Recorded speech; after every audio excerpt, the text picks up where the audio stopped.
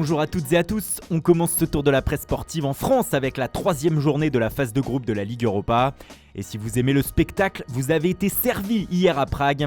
Mené 2-0 par le Sparta, l'Olympique Lyonnais a totalement renversé le cours du match pour finalement s'imposer 4-3 et s'assurer une 3e victoire en autant de sorties. Karl Toko Ekambi et surtout Lucas Paqueta ont été les grands bonhommes du succès lyonnais. Le Brésilien a su se faire pardonner pour le journal L'Équipe après être arrivé en retard à la causerie d'avant-match. L'OL a 5 points d'avance sur le Sparta en tête du groupe. Les autres clubs français ont aussi rapporté de bons résultats de leur déplacement. L'OM est sorti la tête haute de son duel face à la Lazio en ramenant le nul 0-0, pendant que Monaco a été princier sur la pelouse du PSV, victoire 2-1. Un sacré hold-up pour Monaco matin, qui signale que l'ASM ne s'en est sorti qu'en fin de match grâce à Sofiane Diop. Un succès qui permet aux Monégasques de rester premiers de leur poule devant la Real Sociedad. Les Basques se sont imposés 1-0 hier à Sturm Graz sur un but importantissime d'Alexander Isak. La Real est à 2 points de Monaco.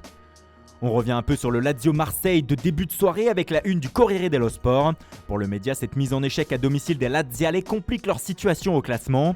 Les Romains sont 2e, 1 point devant l'OM, mais désormais à 3 de Galatasaray, victorieux du Lokomotiv Moscou hier 1-0.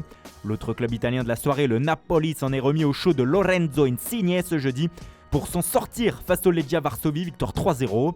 Même score pour les Anglais de West Ham qui n'ont laissé aucune chance à Genk à Londres. Des Hammers heureux ce matin pour le Daily Telegraph avec 3 victoires en 3 matchs. Enfin, un bravo pour Estadio Deportivo après le superbe match entre le Betis et le Bayer Leverkusen hier. Choc qui s'est soldé sur le score de 1 partout. Les Allemands restent pour le moment en tête de leur groupe. Ça joue également en Ligue Europa Conférence hier, la 3e compétition européenne créée par l'UEFA cette saison. Et Rennes a fait le travail hier en allant s'imposer sur la pelouse du club slovène de Mura 2-1. Une victoire compliquée mais qui ne laisse pas de regrets aux Slovènes, comme le titre le journal local Equipa SN. Messi, Neymar et Mbappé n'ont pas réussi non plus, écrit le quotidien, en référence à la victoire des Rennais il y a quelques jours contre le PSG. Cette Ligue Europa Conférence donne lieu aussi à de sacrées surprises. La preuve hier avec l'humiliation subie par l'AS Roma de José Mourinho sur la pelouse du club norvégien de Bodo Glimt.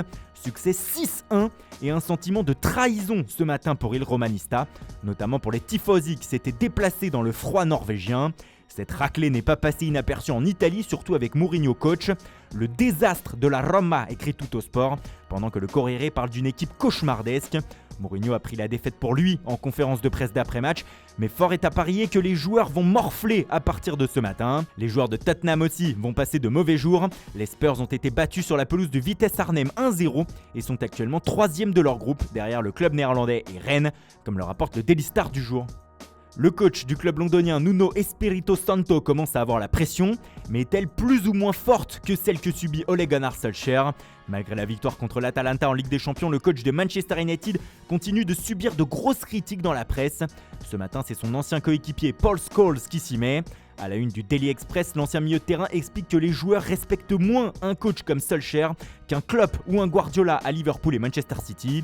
Il insiste aussi sur le fait que si Manchester réalise la même première mi-temps que contre l'Atalanta ce week-end face à Liverpool, les Red Devils vont prendre le bouillon. Matt Dickinson et Peter Schmeichel mettent également la pression sur le coach norvégien en une du Times, en expliquant ne pouvant pas être d'accord avec les choix de Solskjaer quelquefois.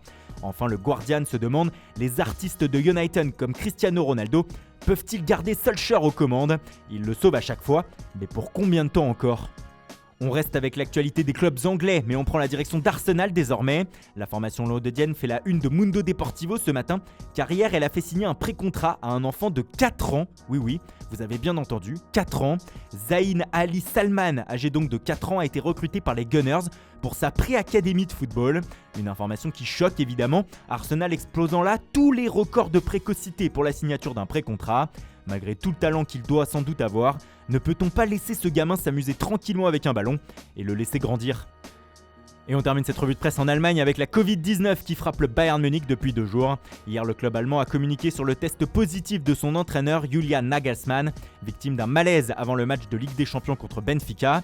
Et malgré qu'il soit totalement vacciné, le coach allemand est tout de même positif. Du coup, le quotidien Bild se pose de sérieuses questions sur l'état de l'effectif du Bayern ce vendredi, car 5 stars, dont les noms ne sont pas révélés, ne seraient pas encore vaccinés contre la Covid-19.